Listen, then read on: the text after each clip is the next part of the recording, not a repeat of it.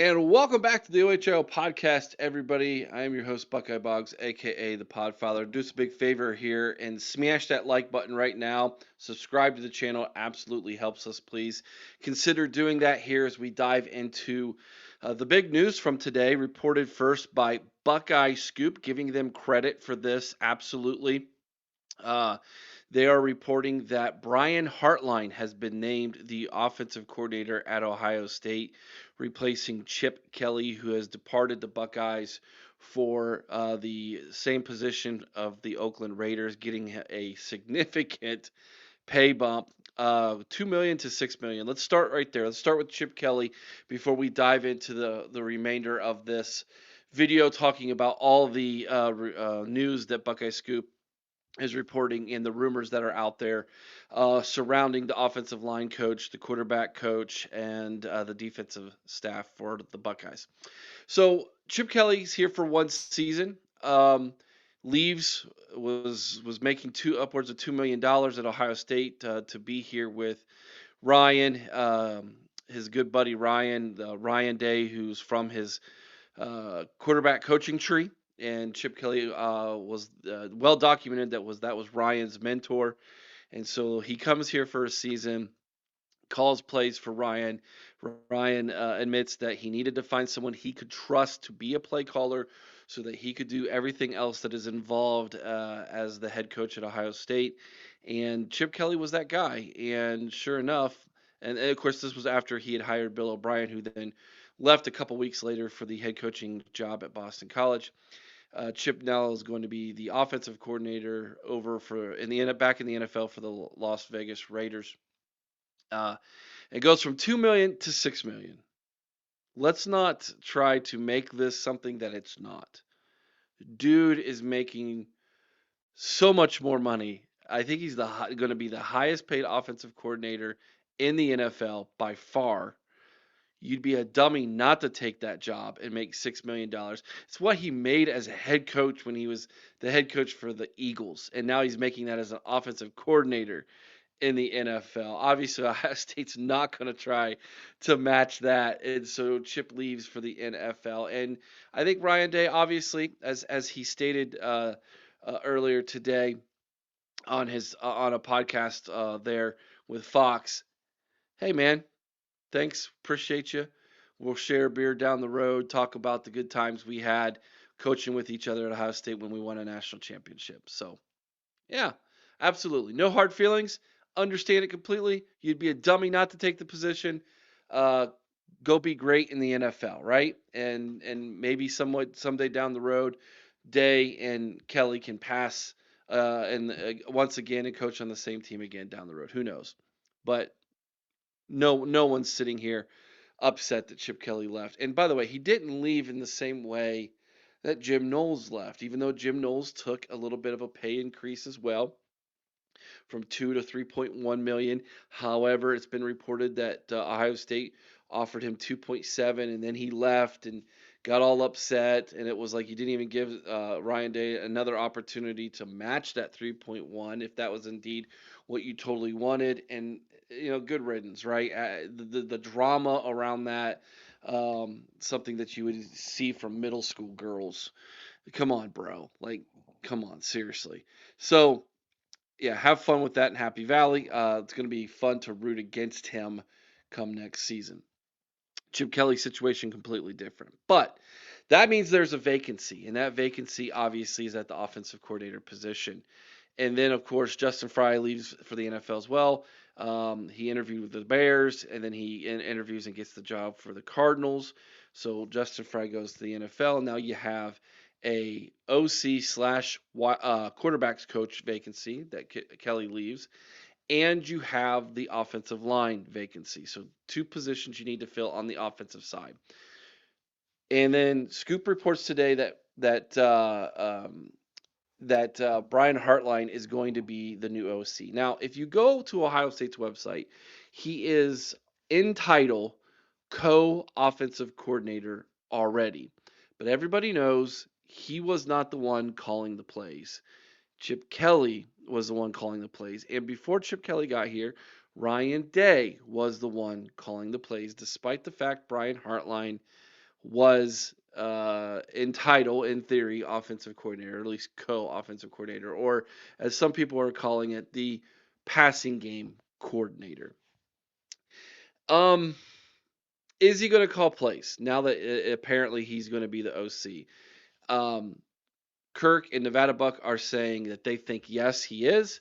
On my ride home from today, Common Man and T-Bone said probably not. They don't think he's going to call plays. I don't think that they're right. I think if you're going to make this move and Brian Hartline is going to be the OC, it's time to call plays, right? Like it's time to let him grow into that position. And as we were saying on the show last night, there needs to be somebody in place who's done it before, who Ryan Day trusts, who can assist him and help him get to the place where Ryan Day is 100% comfortable in turning over the complete playbook to Brian Hartline. What that looks like, what that's going to sound like and feel like is yet to be determined. But there are some very good candidates to look at who could be that person. It will not be a wide receivers coach, however, or excuse me, it will not be a quarterbacks coach, however. By the way, I don't think Brian Hartline is going to relinquish the wide receiver coach position. He's going to continue being the wide receiver coach. He's just going to be the offensive coordinator with that. That I think is obviously what Nevada Buck and Kirk are saying here. But coming in as the new quarterbacks, the coach, they said, will be Billy Fessler. And this is a name that is kind of new to Buckeye Nation. And if you were listening to Will Howard in his farewell speech that he gave, he mentioned this guy by name and really credited him, along with Ryan Day, along with Chip Kelly, as being a huge part of his development as a quarterbacks coach. Ryan Day, being a former quarterbacks coach himself, is not just going to turn over that position to just anybody. It's going to be someone who he trusts. Apparently, Billy has earned that trust from Ryan Day. A little bit of background about Billy. He's from Erie, Pennsylvania, a place that my wife and I love to go and once a year and vacation at Presque Isle. It's an awesome place if you enjoy going to beaches and don't want to travel 6 hours or more away to get to the ocean. We highly recommend going to Erie, Pennsylvania, hanging out in Presque Isle. Anyways, he then played for Penn State. So he was at Penn State from 2014 to 2017 as a quarterback. He then started his coaching career immediately upon graduation in 2018, worked his way up as a GA from Slippery Rock to Mississippi State to Ohio State as a GA in 2020 and 2021. Ryan Day was already head coach then, right? He goes to Akron to become the quarterback coach at Akron in 2022, and then is the quarterback coach slash offensive coordinator at Akron in 2023, and then went to UCLA as the quarterback coach in 2024 with Chip Kelly, then follows Chip here to Ohio State, where he was an analyst for 2024 for the remainder of this season. So he's at UCLA for a little bit of time, follows Chip Kelly here to Ohio State, and has earned the trust of Will Howard and the other quarterbacks, and now apparently is going to be the quarterback coach here at Ohio State. So if you're following it, he goes from Akron to UCLA to Ohio State, where he was a quarterback coach and also was one season as an OC in Akron as well in the MAC. So that is Billy Fessler. So he's not going to be that veteran presence with Brian Hartline helping him learn how to call plays. However, he is a up and coming name in the coaching business that you need to know, and I think Ryan Day is happy to bring him on staff to make him the quarterback coach, developing these young quarterbacks that we're going to have in that room in 2025 and on. So that means we have an offensive line coach vacancy. And that offensive line coach vacancy, I think it makes so much sense that they turned to Kevin Wilson. Now, here's the thing about Kevin Wilson. This is something we've been saying on this podcast now for a while, okay? And that is that ever since Tulsa let him go, Kevin Wilson was back here in Columbus, okay? And why he was back here in Columbus is because his son Toby, who went to high school down the road here in Delaware County at Olentangy, his son was a walk-on offensive lineman here at Ohio State. He graduated this year. Obviously, Kevin's back to see his son graduate from the Ohio State University, was a part of that, and was a part of this amazing run on the coaching staff, as an analyst. Hey, he's got experience here. He can help out a little bit, and he could watch his son go win a ring as a national champion at Ohio State. How cool is that? Now, what I didn't know, again, credit to Kirk for saying this on Scoop today, is that Toby has plans to get into coaching as well. Makes sense. He's a coach's boy, Division I athlete, wants to get into coaching. It makes sense that that opportunity would come here at Ohio State. I think it makes sense that Kevin Wilson becomes your offensive line coach slash running coordinator, offensive coordinator slash I'm going to help Brian Hartline as the new play caller because Kevin Wilson has a ton of experience calling plays. And when he was the co OC here at Ohio State, he was the man up in the booth who was the eyes in the sky for Ryan Day, who Ryan Day trusted, who spoke Ryan Day's language when Ryan Day was still calling plays even though he was the head coach. And my co-host and I, Chris and I went back and forth, and eventually Chris admitted after Kevin Wilson left how much Ryan Day was leaning on Kevin Wilson in the booth. And I think it only makes sense that Kevin Wilson and Brian Hartline become buddies in the booth in this first year, while Ryan Day gives those guys the co-OC job and lets Wilson start to mentor Brian Hartline into becoming an offensive play caller in 2025 for the Buckeyes and moving forward. That makes sense in my mind. We'll see if he gets the position as OC. I'm hearing Joe Moorhead from Akron is another possibility in the same kind of role. And with his experience with Billy Fessler, maybe, but I just don't think. I think if Moorhead comes in, he comes in to call plays. And if Brian Hartline is going to be the play caller, I think someone like Kevin Wilson makes more sense than Joe Moorhead does. But, you know, Ryan Day hasn't had anything come out yet officially as of Monday evening here. Hasn't officially had anything come out yet that says this is who the OC is going to be. We're going on the report of Buckeye Scoop. And so if indeed Brian Hartline is going to be that OC play caller, then I think it makes sense that they bring in a co-OC running coordinator that could coach the offensive line. And it's this guy right here, in my opinion. Now, that's my guess, anyways. That's my understanding of that. Now, there's another guy on staff who has a ton of experience and is a really good offensive line coach, and that is Tim Drevno.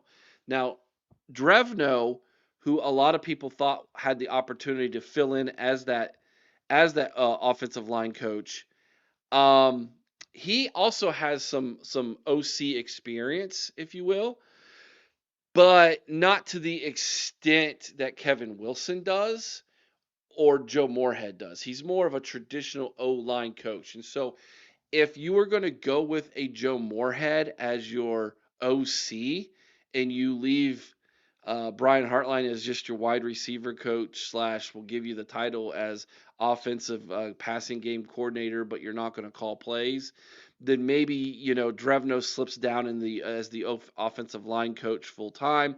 But I agree with what Kirk is saying that he thinks it makes sense. Drevno goes back to the NFL and follows Chip Kelly and becomes the offensive line coach for the Raiders under Chip Kelly's um, tutelage there as offensive coordinator for the Raiders. I think that makes sense, but he's not out of it's not out of the realm of possibility that Drevno somehow still stays on this staff and takes a more of a significant role. Interesting note in him, he coached at Michigan from 2015 to 2017 and was the offensive line slash offensive coordinator at Michigan during that time period with Jim Harbaugh. So interesting to note. A lot of people don't know that. He's mostly a West Coast guy though. We're talking USC. He coached at San Diego, Stanford, USC, UCLA. Was at Montana State when he first got his first crack as a actual position coach in college in the early 90s. UNLV running back coach in the late 90s. San Jose State offensive line coach in 1999. Offensive line coach for Idaho in 2000 to 2002. Very much a West Coast guy, Mountain Time Zone guy. Coached in the NFL for a hot minute from 2011 to 2013 for the San Francisco 49ers. So obviously, uh, has some of those Chip Kelly, Ryan Day ties there, which made sense why he was on this staff as a quality control guy and helping with the offensive line coaching with Justin Frye this season. And so Tim Drevno gets some credit as well, in my opinion, for the amazing job this offensive line had this season. Hats off to Tim Drevno. Will he stay? Will he go with follow Chip to the NFL? I'm leaning probably following Chip to the NFL. And Wilson slides in as the offensive line coach. That's kind of just my opinion on that. Now let's flip over to the defensive side of the ball. And let's talk about Randy Bates, who reportedly is the guy who some people are leaning to getting that defensive coordinator's position. When this first came out, I wasn't too terribly thrilled about it. Didn't know a whole lot about him. I just saw the stats at Pitt. They produced a lot of turnovers, but they also gave up a ton of yards and a ton of points defensively. But I've looked into it a little bit more. I've watched some stuff about him. I'm starting to like the guy. And here's the thing I really like about Randy Bates. If you go look at his coaching career, uh, first off, he graduated from The Ohio State University, so he's a Buckeye, right? He starts his coaching career in the early 80s at Muskingum College, right here in Ohio. A lot of people probably never even heard of that. Was a GA at Miami of Ohio in '83. And then he begins traveling around. He was at St. Joseph's in Indiana as a defensive coordinator at a small college. Then as the linebacker defensive back coach in the late 80s, early 90s for Navy. Is at New Hampshire as the linebackers coach from 92 to 1997. Why is that significant? Chip Kelly, Ryan Day, New Hampshire. Ah, okay. Kent State linebacker 98 to 99 was at Louisiana Tech from 2000 to 2005, and then for 11 seasons he's at Northwestern as the linebacking coach in Northwestern for Patty Fitz from 2006 to 2017, and then he's at Pitt as the defensive coordinator from 2018 till today for Pat Narduzzi. So this is a guy who, if he does indeed come to Ohio State, this is a Big Ten guy. This is an Ohio State guy. This is a Ryan Day guy. Okay, and I kind of like that. I kind of like that. There's some kind of familiarity with him, and reportedly can coach multiple different defensive schemes. But I love the hard nosed Midwestern Big Ten type of guy here that we're getting. If indeed Randy Bates becomes the defensive coordinator, and if he does, we can then call the Horseshoe Bates Hotel. Not a bad little nickname for the defense.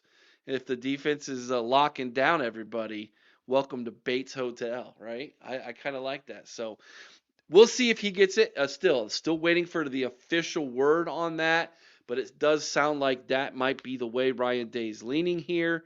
And if he is, I don't hate it. I don't hate it. And the more I get into it, the more I study, the more I learn about the man, the more I like it. and so that's good to know.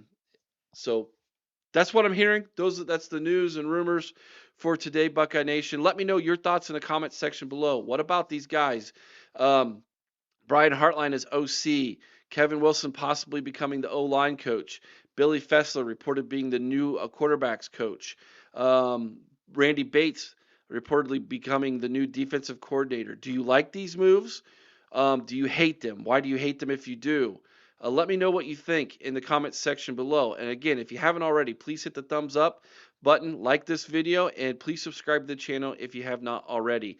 Thank you so much for watching. We'll be back with more videos all throughout this week. And don't forget our live shows, Sunday night, 8 o'clock Eastern. Corey, the doctor, will be in house tonight, 8 o'clock Eastern, right here on the channel. And our call-in shows Thursday at 8 o'clock Eastern, every Thursday, right here on the OHIO podcast channel. Till next time, be kind to one another. I owe someone's OH in Carmen, Ohio with all your heart. You guys know what to do. Go Bucks.